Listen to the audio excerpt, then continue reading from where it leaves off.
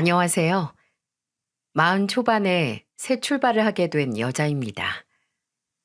마흔 넘어서 새 출발이라고 하니까 꼭 결혼이라도 한 여자 같네요. 하지만 저는 모두의 예상을 깨고 다시 사회로 나가기 위해 취업을 준비 중이랍니다.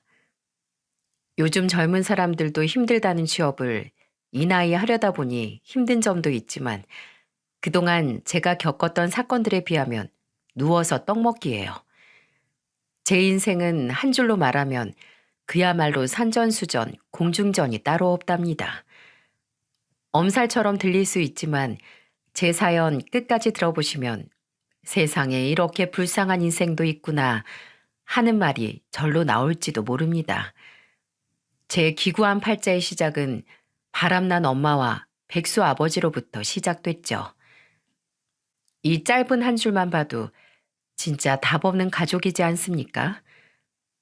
우선 집안의 가장인 아버지부터 소개해보자면 배짱이 같은 인생을 사는 분이에요. 저와 남동생이 학교 다닐 때도 아버지는 번듯한 직장이라는 게 없던 사람입니다. 거의 20년 동안 돈도 안 벌고 집에서 잠만 자던 아버지가 돈 벌겠다고 일자리를 찾기 시작했을 때가 언제였는 줄 아십니까? 바로 술값이 떨어졌을 때예요. 직업도 없고 능력도 없으면서 늘 술만 마시고 살던 알코올 중독자가 제 친아버지였죠. 이런 아버지 옆에는 밖에서 놀기 좋아하다 2번이나 바람났던 엄마가 있었습니다. 그래서 한 번은 엄마가 바람 핀다는 걸 알게 된 아버지가 술에 잔뜩 취해서 엄마를 두들겨 팼던 적도 있었어요. 그때 아버지가 엄마를 때리던 모습이 어제 일처럼 생생할 정도로 큰 충격을 받았었죠. 저랑 남동생은 이런 부모 같지도 않은 부모님을 보며 자랐어요. 저런 한심한 부모님을 보면서 절대 저렇게 안 살겠다면서 저는 학교 공부에만 매달렸습니다. 그래서 겨우 대학교에 입학은 했는데 문제는 그 후부터 난관의 연속이었죠. 능력도 없고 사고만 치는 부모님이 제 등록금을 내줄 돈이 있었겠습니까? 대학교 4년 내내 부모님은 저한테 등록금 한 번 보태준 적이 없었어요. 혼자 공부와 아르바이트를 병행하면서 악착같이 모은 돈으로 겨우겨우 등록금을 내면서 다녔죠. 그런데 제가 아무리 아껴도 등록금이 모자라서 결국 휴학을 해야만 했던 때가 있었습니다. 그때 저를 도와준 구세주 같은 사람이 남동생이었어요. 남동생은 고등학교 졸업 후 바로 공장에 취업했고 저한테 선뜻 돈을 건네면서 이렇게 말했습니다. 누나, 이거 받아. 그리고 다음 학기 휴학하지 말고 계속 공부해. 이게 뭐야? 설마 내 등록금이야? 어, 누나라도 번듯한 대학교 나와서 좋은 직장 다녀야지. 내 목까지 다닌다 생각하고 이 돈으로 등록금 내. 내 소원이 누나 대학교 졸업장 받는 거 보는 게 소원이야. 고마워. 누나가 이 은혜는 꼭 갚을게. 내가 누나 뒤에서 응원하고 있으니까 힘든 거 있으면 나한테 언제든 말해. 혼자 소갈이 하지 말고. 알겠지? 어, 그래, 고마워. 내가 꼭 졸업장 받아올게. 남동생은 저한테 하나뿐인 동생이자 든든한 지원군이었어요.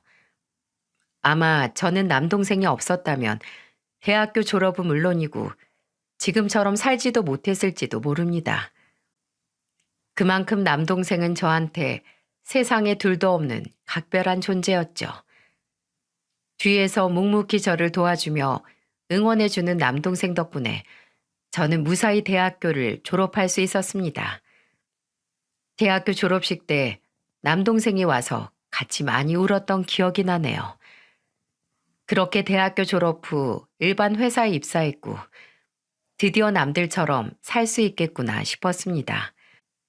그렇게 점차 사회생활에 적응해 나갈 때쯤 저는 친한 지인의 소개로 남편을 만나게 됐어요. 솔직히 남편 첫인상이 호감형 얼굴은 아니었어요. 그래도 호감형 얼굴은 아니었지만 남편의 진중하고 무게감 있던 성격에 반해 연애를 시작하게 되었습니다. 이래서 사람의 외면보다는 내면을 봐야 된다고 하나 보다 싶을 만큼 성격이 참 좋았어요. 그러다 남편의 프로포즈로 결혼 준비를 하게 됐는데 걸리는 문제가 있었죠. 바로 시댁이 잘 살아도 너무 잘 산다는 게 큰 문제였습니다. 갑자기 웬 복에 겨운 소리를 하고 있나 싶으신가요? 당장 남편과 저만 비교해봐도 그때 남편은 대기업에 다녔고 저는 일반 회사에 재직 중이었죠. 그래서 저는 걱정스러운 목소리로 남편을 보며 말했습니다. 혹시 어머님이랑 아버님은 예물 예단 따로 생각하는 거 있으셔? 아니, 예물 예단은 생략해도 괜찮다고 하셨어. 너무 걱정하지 마. 우리 부모님 그런 거 따지는 분들 아니야. 그러니까 너무 걱정하지 마. 그래도 예물 예단은 생략해도 된다는 말에 안도했지만 상견례 날짜가 다가올수록 스트레스가 쌓였죠. 솔직히 어느 정도 차이가 나야 걱정을 안 했을 텐데 사는 집부터가 확연하게 다르니까 괜히 기가 죽는 것 같았어요. 백수에 가까운 부모님은 24평 빌라에서 하루 벌어서 하루 먹고 살았는데 그때 시댁은 46평짜리 한강이 보이는 아파트에 살고 있었던 겁니다. 게다가 시부는 대기업보다는 한참 떨어지지만 중견기업 부사장이셨고 집에는 늘 집안일을 해주는 가정부도 있었어요. 심지어 시모는 주부였는데도 집안일을 가정부를 고용해서 살았던 겁니다. 이 정도 집안 차이를 중간에서 제가 감당할 수 있겠습니까? 그러다 정말 걱정이 이만저만 아닐 때 상견례를 하게 됐어요. 시부는 인품이 참 좋은 분이셨는데 그날도 저희 부모님을 보며 칭찬을 아끼지 않으시면서 이런 말을 하셨습니다. 이렇게 곱게 키운 따님, 저희 집안에 시집 보내주셔서 감사드려요. 아, 저희 수연이는 혼자 알아서 컸습니다. 그때 시부의 덕담에 말도 안 되는 소리를 하는 아버지 때문에 얼굴이 다 화끈거렸어요. 안에서 새는 바가지 밖에서도 샌다고 그날 상견례 자리에서 부모님 두 분 다 아주 가관이었답니다. 시부와 달리 조금 까칠했던 시모는 저희 아버지를 보며 이렇게 물었어요. 실례지만 박과사도는 지금 어떤 일을 하고 계시지요? 저는 그냥 노는 게 일입니다. 네? 노는 게 일이라니요? 아, 일이 적성에 맞으셔서 재미있으시다는 말인가요? 세상에 그런 사람이 어딨어요? 저는 그냥 놀아요. 백수예요, 백수. 저는 직접 듣고도 제 귀를 의심했습니다. 그런데 정말로 아버지는 뭐가 그렇게 자랑스러운지 백수라고 당당하게 외친 거예요. 그런데 시모는 곧바로 저희 엄마를 보며 또 이런 질문을 했습니다. 그럼 안사도는 어떤 일을 하고 계신가요?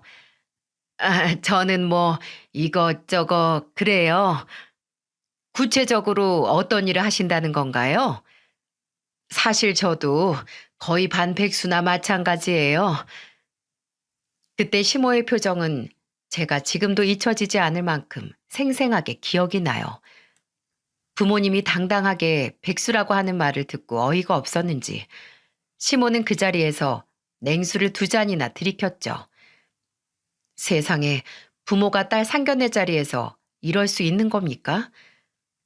전 가난한 집안이 아니라 한심한 부모님 모습에 정말로 쥐구멍이 있다면 숨어버리고 싶은 심정이었어요. 그날 시모가 하도 트집을 잡길래 이대로 결혼이 엎어지겠구나 싶었습니다. 하지만 남편이 죽어도 저와 결혼을 하겠다면서 고집을 부렸고 시모는 허락할 수밖에 없었어요. 게다가 시부도 제가 마음에 든다면서 결혼에 찬성하니까 시모는 혼자만 반대할 수 없는 상황이었던 겁니다. 그 후 시모는 저와 남편을 불러서 결혼을 앞두고 한 가지 제안을 했어요. 너희 둘 결혼하면 따로 살림 차리지 말고 그냥 여기 들어와서 사는 게 어때? 마침 우리 딸도 외국으로 공부하러 나가서 이제 이 넓은 집에 나랑 남편만 살아야 하는데 너무 적적할 것 같아서 그런다. 너희 생각은 어떠니? 갑작스런 시모의 합가 제안에 저는 당황스러웠어요. 집이 아무리 넓어도 결국 서로 얼굴 보며 살아야 할 텐데 불편하지 않을까 싶었죠. 제가 난감한 표정을 하고 남편을 봤는데 시모는 그런 저를 봤는지 재빠르게 제 손을 잡으며 말했습니다. 여기서 같이 산다고 해서 불편하게 생각할 거 없어. 우리 집은 집안일 해주는 가정부도 따로 있어서 신경 쓸 거 하나도 없어. 청소, 빨래, 음식 전부 다 그 아줌마가 해주실 거야. 그러니까 넌 몸만 와서 살면 되잖아. 어때? 괜찮을 것 같지 않니? 그래도 제가 한 번도 생각해 본 적 없던 문제라 조금 고민은 해봐야 되지 않을까 싶어요. 바로 결정할 수 있는 사안은 아닌 것 같아요.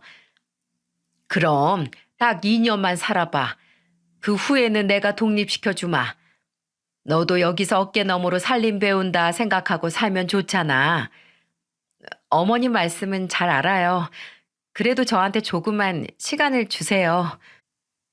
저는 갑작스런 제안을 시간을 조금 달라고 말했죠. 그 후 저는 합가에 대해 진지하게 고민을 하기 시작했습니다. 그런데 남편이 심각하게 고민하는 저를 보면서 이렇게 말하는 거예요. 뭘 그렇게 고민해. 우리 집에서 일하는 아주머니 오래 일한 분이라 우리 집 살림은 눈 감고도 하셔. 같이 살면서 편하게 살림 배우기 좋잖아. 수연아, 나만 믿고 일단 지내보자. 결국 고심 끝에 합가를 하기로 했고 남편과 저는 결혼식을 올렸습니다. 처음 합가하고 몇 달간은 아무 문제 없이 정말 좋았죠. 제가 걱정했던과 달리 시모는 너무 깐깐하지도 않고 괜찮다 싶었어요. 그런데 어느 순간부터 시모가 트집을 잡으면서 계속 부딪히는 날이 늘어만 갔습니다. 한 번은 제가 퇴근하고 돌아와서 제 택배를 찾는데 어디에도 안 보이는 거예요. 그래서 일하시는 아주머니한테 물어보려 했는데 시모가 방에서 잔뜩 뭐를 안고 나오더니 저를 부르며 말했습니다. 너 혹시 택배 찾고 있니? 네. 그런데 지금 가지고 계시는 거 제 택배 아니에요? 맞아. 요즘에 네가 택배를 엄청 시키는 것 같길래 내가 뭘 그렇게 사나 확인 좀 했다. 시모는 아무렇지 않은 표정으로 제 택배를 확인했다고 당당하게 말하는 거예요. 저는 도무지 이해가 안 갔습니다. 가족들이랑 같이 살아도 자기 택배 아니면 안 뜯어보지 않습니까? 그런데 시모는 뭘 사나 확인하려고 뜯었다고 말하는데 저는 너무 황당하더라고요. 그래서 시모를 보면서 불편함을 내비치며 말했습니다. 어머님, 아무리 같이 살아도 택배를 그렇게 다 뜯어보시면 어떡해요. 서로 사생활은 존중해 주셔야죠. 사생활? 같이 살 부대끼며 사는데 사생활이 어딨어? 그리고 너 요즘 부쩍 택배 많아져서 뭘 그렇게 사나 좀 본 게 문제야? 아무것도 없이 시집 왔으면 돈을 아껴 써야지. 갑자기 제가 요즘 가소비를 한다면서 말하는 시모 말에 황당했어요. 택배를 뜯어봤다면서 대체 뭘 본 건지 저한테 돈을 아껴 쓰라는 겁니다.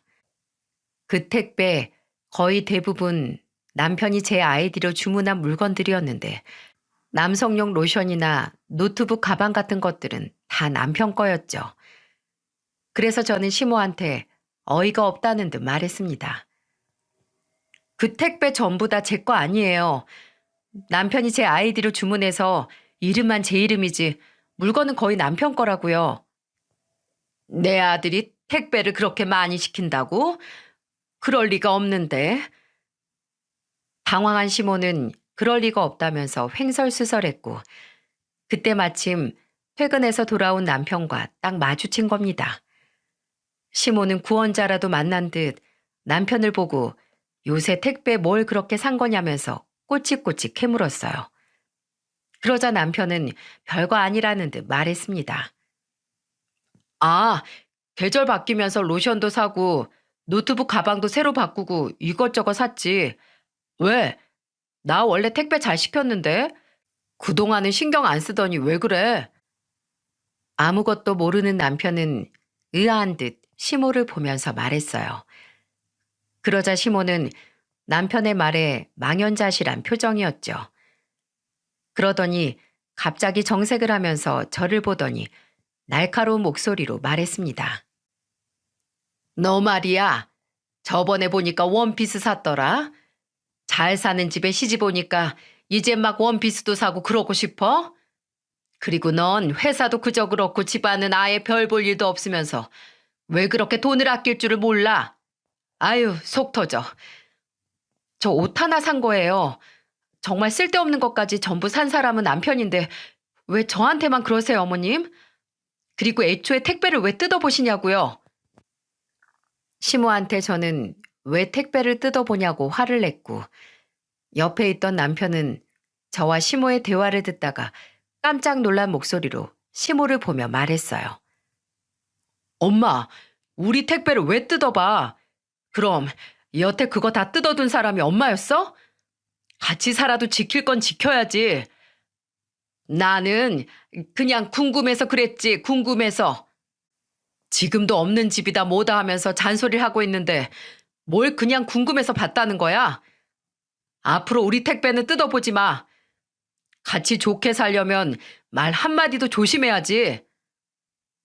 남편이 버럭 화를 내며 말하자 시모는 깨갱하는 듯 했어요. 기가 한풀 죽은 시모는 저한테 미안하다며 사과까지 했습니다. 그런데 그날 이후 시모는 저를 완전히 대놓고 무시하기 시작하는 겁니다. 한 집에 같이 살자고 제안한 건 시모인데 같이 있으면서도 꼭 급을 나누려는 것 같았죠. 주말이라 세수만 하고 편한 옷을 입고 나왔는데 시모가 저를 위아래로 훑어보더니 갑자기 이런 말을 하는 겁니다. 너는 방에서 나올 때 가벼운 화장이라도 좀 할 수 없어? 피부도 칙칙하고 입술색도 없어서 꼭 피죽도 못 얻어먹은 애 같잖아. 하긴 아침에 출근할 때 화장하고 나가는 거 보면 뽀대도 안 나고 촌티 팍팍 날리더라. 진짜 널 어떡하면 좋니? 네가 그렇게 다니면 우리 집안에 먹칠하는 거야. 집에서 기본 화장을 하고 있으라는 말이 이해가 가십니까? 세상에 누가 집안에서 화장을 하고 사나요? 저는 다짜고짜 말도 안 되는 트집을 잡으면서 화를 내는 시모의 말에 기가 막혔습니다. 그래서 저는 기가 막힌 얼굴을 하고 시모를 보며 말했어요. 집에서 누가 화장을 해요? 나 봐. 난 집에서도 항상 이렇게 파운데이션 하나 정도는 하고 다니잖아. 그리고 이 옷, 이게 얼마짜리 옷인 줄이나 알아?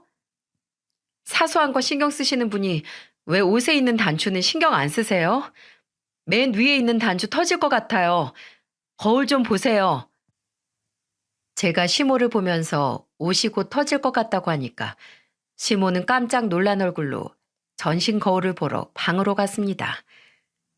정말로 옷에 있던 맨 위의 단추가 곧 터질 것 같았죠. 그런데 시모는 거울을 보고 나오더니 저를 보고 화를 내며 소리쳤습니다. 너 가정교육 그따위로 배웠어? 하긴 백수 부모 보면서 빌부터 사는 거나 배웠겠지. 어디서 목소리를 높여? 내가 이상하다면 이상한 거고 잘못됐다고 하면 그건 무조건 잘못된 거야. 알겠어? 저 여기 몸으로 때우러 온 노예 아니에요. 저도 엄연히 이 집안 며느리라고요. 언젠 이제 가족이라면서 왜 그러세요 대체? 네가 우리 집이랑 피가 섞이길 했어? 뭘 했어? 너는 그냥 객식구야. 우리 집안에 붙어있는 이 기생충 같은 년아. 그런데 둘이 소리를 지르며 싸우니까 방에 있던 남편이 그제서야 나오더니 남의 집 불구경 보듯 말하는 겁니다. 둘 다 그만 좀 해요. 시끄러워서 못 살겠네. 그 말에 시모는 약이 오른 채 혼자 방으로 들어갔어요. 그때부터 남편이 방관하는 태도에 저는 불만이 쌓였죠. 난 내가 지킨다는 생각으로 녹음기도 챙겨 다녔습니다. 그야말로 혹시 모를 상황에 쓰려고 생존을 위한 도구였어요. 그런데 어느 날 갑자기 시모는 저를 부르더니 단호한 목소리로 말했습니다. 내일부터 일하는 아주머니 안 나올 거야.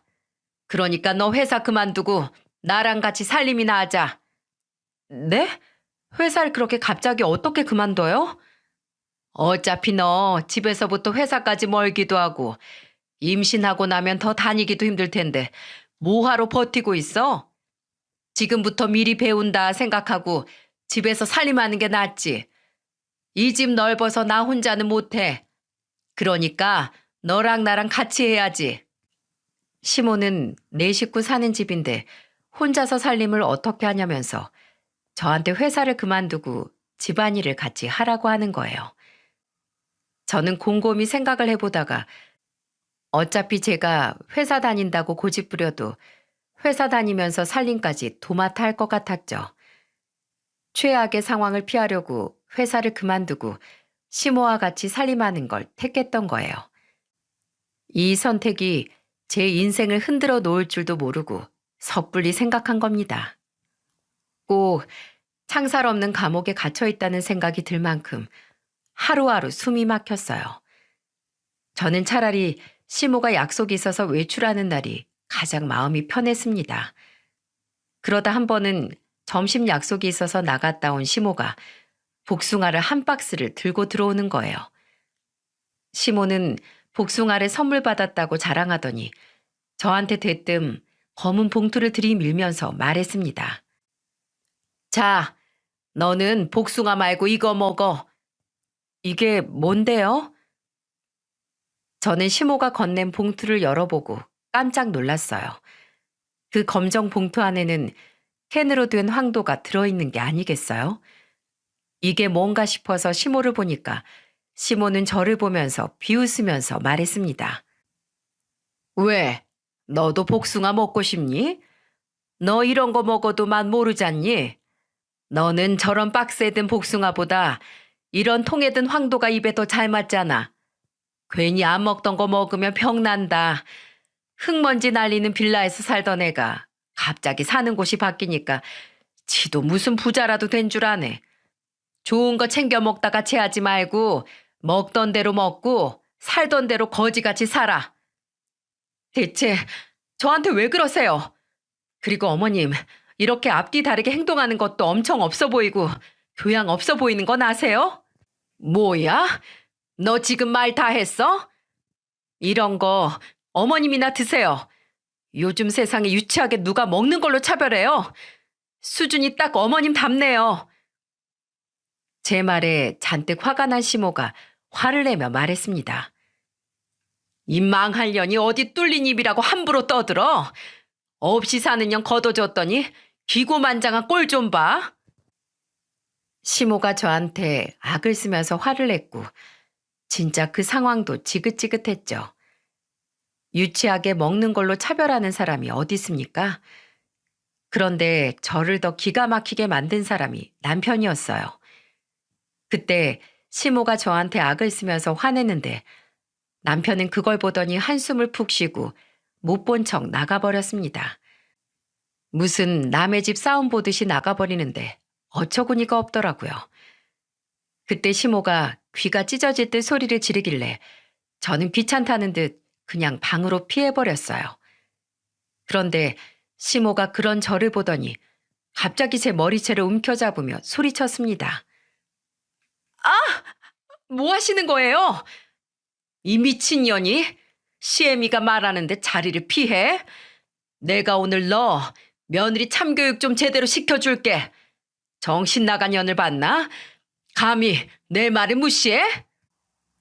진짜 저는 갑자기 머리채를 잡히니까 머릿속이 하얗게 변했어요.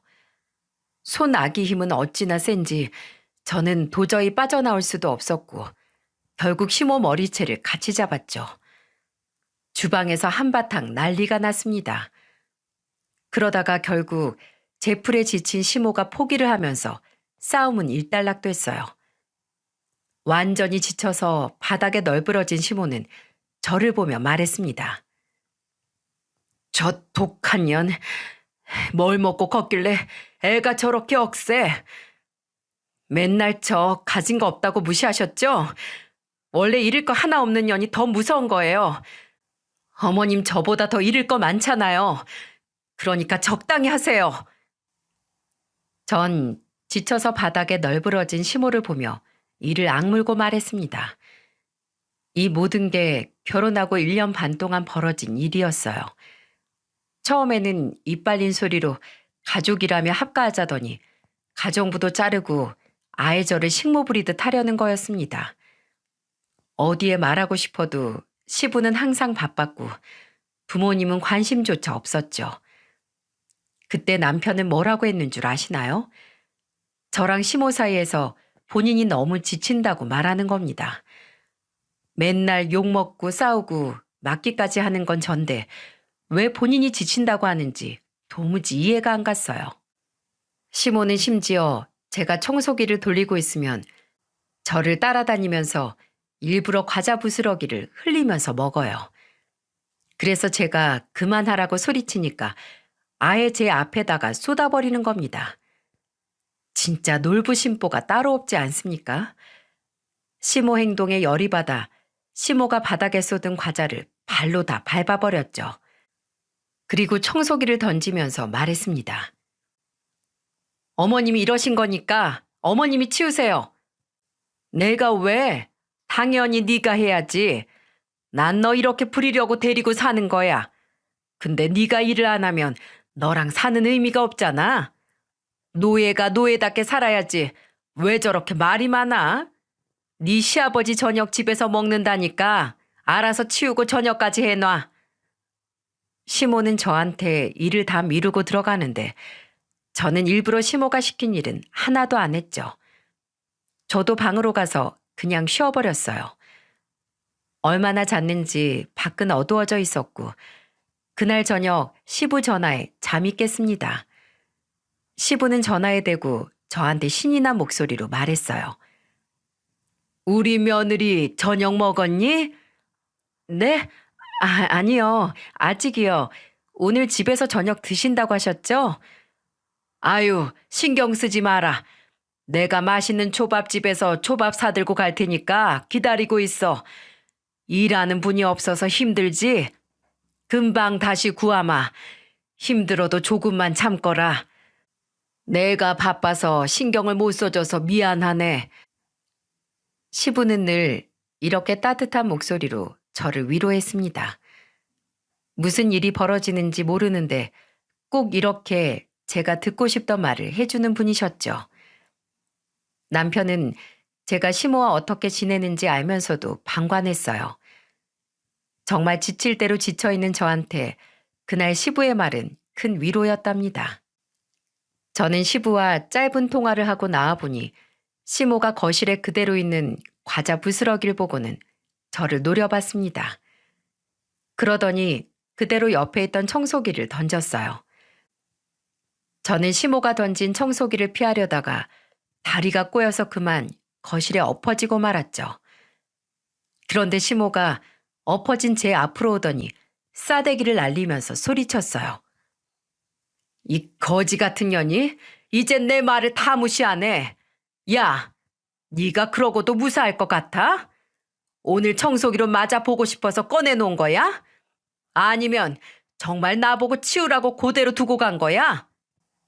제가 이 집 식모예요? 대체 저한테 왜 그러시는데요? 이게 무슨 가족이에요? 누가 가족이야? 이 기생충 같은 년아. 애초에 너 같은 거지랑 살고 싶지도 않았어. 시모는 손에 잡히는 대로 물건을 던지기 시작했어요.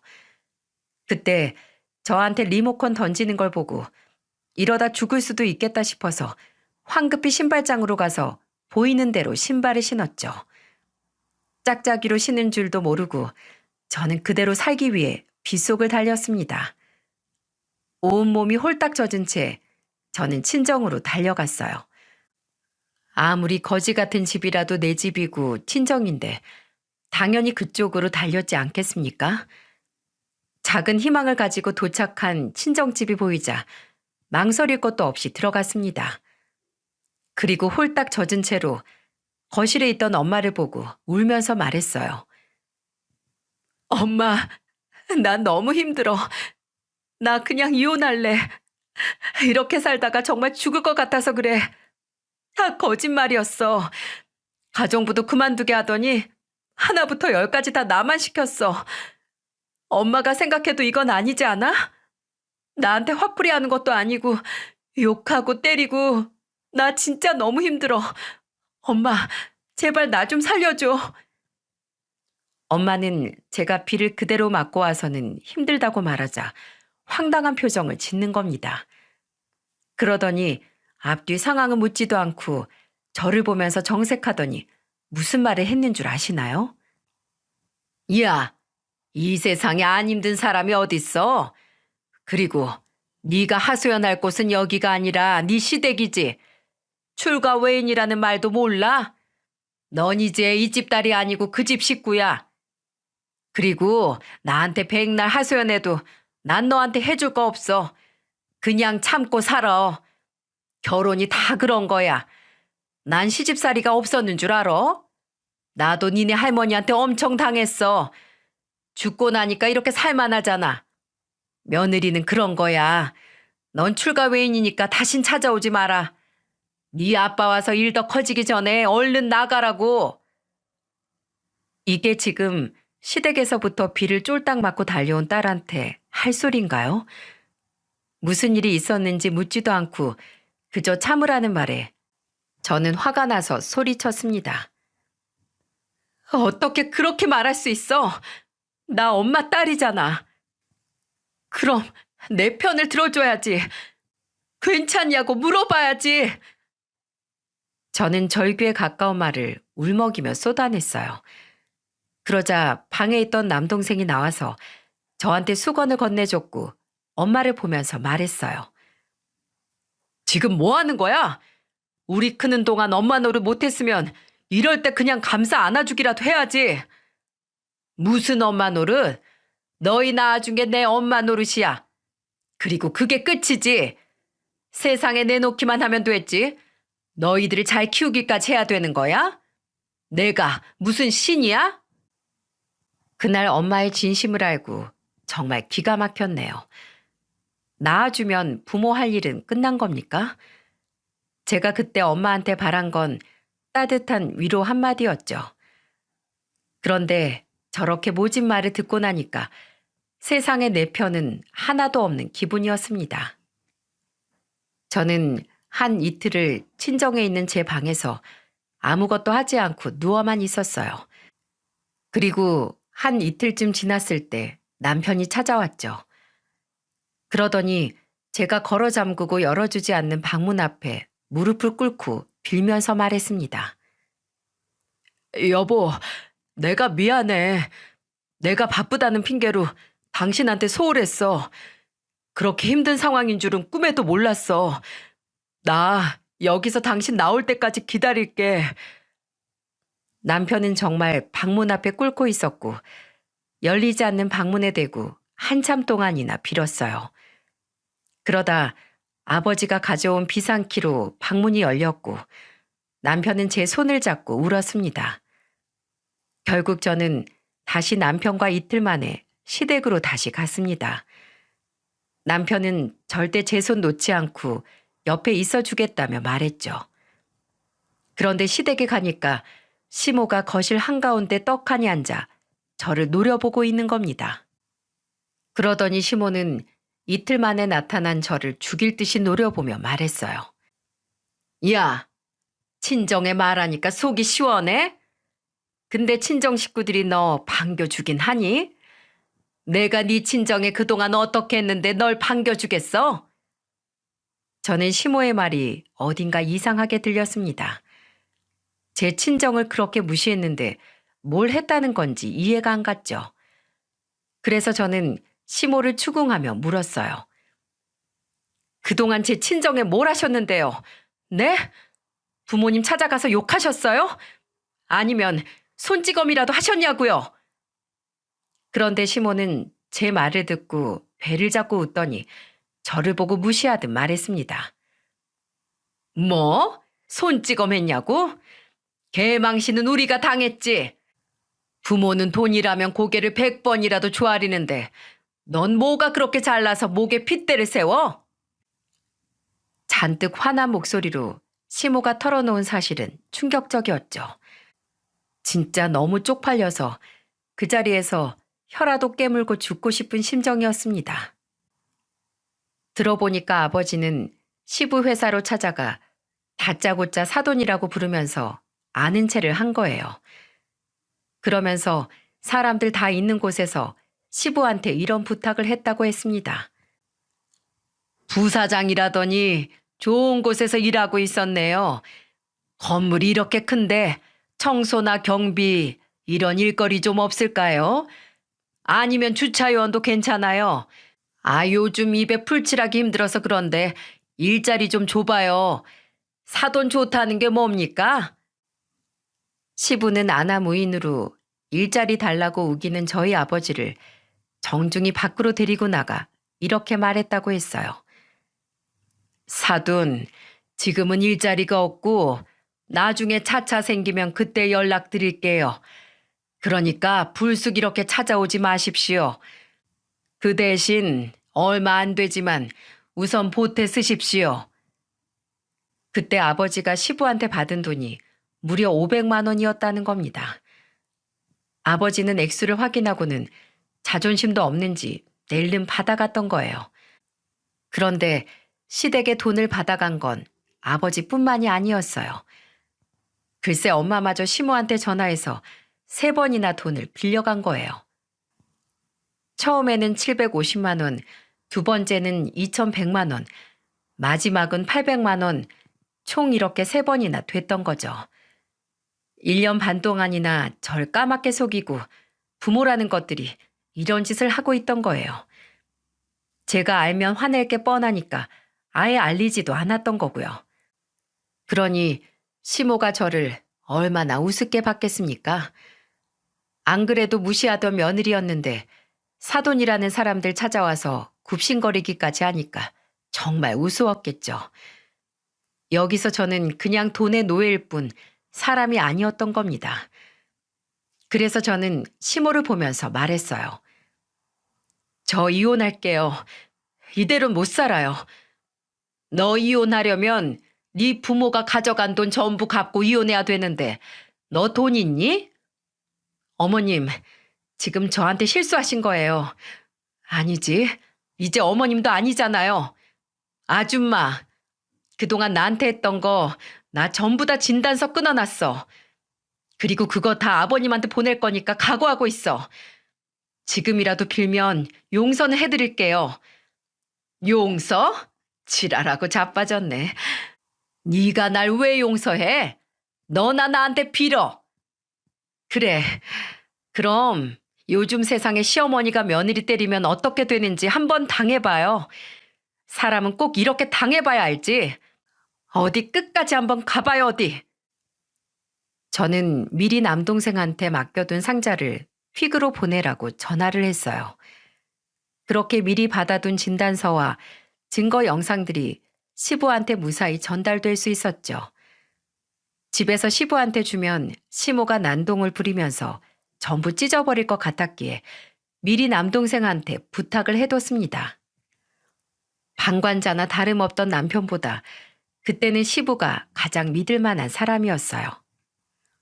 그래서 저는 마지막 희망으로 시부한테 모든 걸 보냈던 겁니다. 그동안 사건을 전부 알게 된 시부는 그날 저녁 집안을 초토화로 만들었죠. 겁을 잔뜩 먹은 시모는 거실 구석에서 개 떨듯이 떨고 있었고요. 시부는 떨고 있는 시모 앞으로 가서 소리치며 말했습니다. 당신, 이리 와. 내 자식 귀하면 남의 자식 귀한 줄도 알아야지. 어딜 감히 손찌검이야. 여보, 미안해요. 제가 잘못했어요. 어쩔 거야. 증거가 이렇게 차고 넘치잖아. 며느리가 이거 인터넷에 올리면 당신도 이 집도 무사할 것 같아? 회사에 소문이라도 나면 난 그대로 해고당하는데 당신 일할 능력이나 있어? 집구석에서 남편 아들 인생 다 조져놓을 생각이냐고. 오죽했으면 이걸 다 나한테 보냈겠냐고. 시부는 잔뜩 화를 내며 말했고 시모는 손이 발이 되도록 빌기 시작했어요. 그러더니 시부는 시모를 보면서 말했죠. 당신 나 때렸어? 며느리한테 빌어야지. 왜 나한테 빌어? 정신 나간 거 아니야? 시모는 그제서야 저한테 빌려고 했지만 저는 시모를 무시하고 시부를 보며 말했어요. 아버님, 죄송합니다. 저 이혼할게요. 이젠 못 살겠어요. 그냥 좋은 며느리로 잘 살고 싶었던 게 다였는데 이젠 그런 마음도 없어요. 직장까지 그만두고 집안에 헌신했는데 지금 제 처지 좀 보세요. 이젠 절대 바보처럼 안 당할 거예요. 이혼 소송 그대로 진행할 겁니다. 내가 이제라도 바로 잡아보면 안 되겠니? 지난 2년 속죄하며 살게. 아니요. 이젠 정말 더는 못해요. 정말 이혼해야 제가 숨쉬고 살 것 같아요. 그 말의 끝으로 저는 시댁을 나왔고 짐을 싸서 나오는데 속이 다 시원했습니다. 그동안 이 고급 아파트에 살면서 사람 취급도 못 받고 살았던 세월이 주마등처럼 스쳐갔어요. 다시 한번 잘한 선택이다 싶었죠. 우선 남동생이 있는 친정으로 짐을 옮겼습니다. 남동생은 그동안 힘든 거 몰라줘서 미안하다며 울었습니다. 공장에서 일하는 동생이 걱정할까봐 말하지 않았던 건데 우는 모습을 보니 미안하더군요. 그런데 얼마 뒤 남편과 시모가 저를 찾아온 겁니다. 거실로 가보니 모자가 나란히 꿇고 앉아서 저를 애처롭게 보며 말하더군요. 여보, 내가 잘못했어. 나는 당신이 다 잘하는 사람이니까 다 이겨낼 줄 알았는데 내가 무심했어. 이제 정말 잘할게. 한 번만 용서해줘라. 사실 우리 사이는 나쁘지 않았잖아.